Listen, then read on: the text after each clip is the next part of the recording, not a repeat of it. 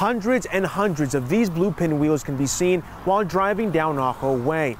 Each one of them represents a child who's been abused. Child abuse will never go away.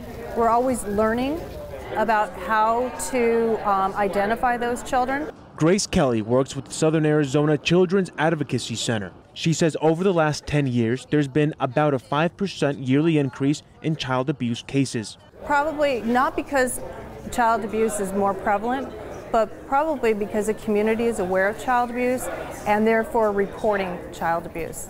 Today, over 1,000 blue pinwheels were displayed in front of the Advocacy Center's building. Each one represents an abused child. The reason behind it? I don't think there's any particular reason. I don't think it's, like I said, it doesn't discriminate. I don't think it's cultural. I don't think it has anything to do with socioeconomics. It's just sadly part of our society.